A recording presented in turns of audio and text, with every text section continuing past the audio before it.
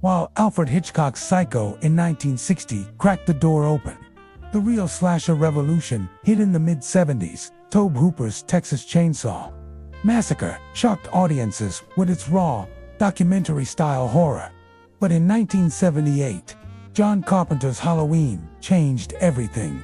A boy dressed as a clown holds a bloody meat cleaver and chases another kid on a bicycle. They run through the streets of a quiet neighborhood. Their houses are decorated for Halloween, but the festive mood is shattered by the sound of a chainsaw revving up. Narrator building suspense. Michael Myers, the silent, mask-wearing killer turned suburbia into a nightmare, with its low-budget thrills and masterful suspense. Halloween became a box office smash and set the template for the slasher genre. The franchise boom in the 80s, horror became a box office machine. Friday the 13th introduced Jason Voorhees and turned summer camp into a bloodbath. Wes Craven as A Nightmare on Elm Street gave us Freddy Krueger, villain who wasn't just scary. He was creative, killing victims in their dreams. But why did these movies become such a sensation? What was it about a masked killer, relentless and unstoppable, stalking his next victim that captivated audiences worldwide? Was it the fear of what might happen if you went camping or trick-or-treating? Or was there something deeper, something primal, that these films tapped into? We are surrounded by violence. It's in our TV shows, video games, and movies. So when we watch a film like Halloween, we know what's coming. We know the rules of the genre. We know the characters and their fates. So why do we still watch? Why do we still willingly step into the darkness and confront our fears? It's because these films take us to the edge. They make us confront the darkest corners of our imagination. And they do it in a way that's both thrilling and terrifying. When Michael Myers, the embodiment of pure evil, stalks his victims with relentless determination, we are forced to confront the fragility of human life, the suddenness of death, and the randomness of violence. He doesn't care about the sanctity of life. He doesn't care about justice or mercy. He is pure evil. And it's this confrontation that makes these films so compelling. As we watch, we hold our breath, anticipating the next strike, the next kill.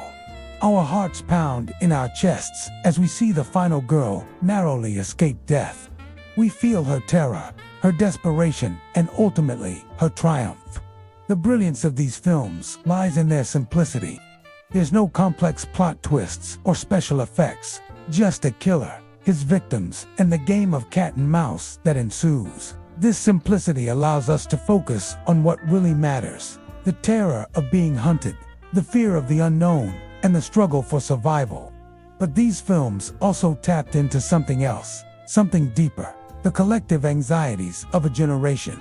As the 70s and 80s progressed, the world became more violent and uncertain. The carefree optimism of the previous decades gave way to a new reality. Horror became a way to confront these fears, to face the darkness head-on, and come out the other side stronger, more resilient. So the next time you find yourself hiding behind the couch, clutching popcorn in one hand and a pillow in the other, remember that you're not alone. You're part of a legacy, a tradition of confronting fear and celebrating survival. These films may be over, but their impact lives on.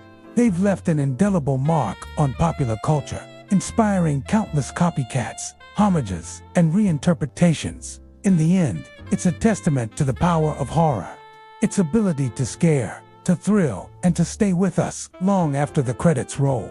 The golden age of horror was a time of creativity and innovation when filmmakers didn't need big budgets or fancy effects to create scares that stuck with us long after leaving the theater.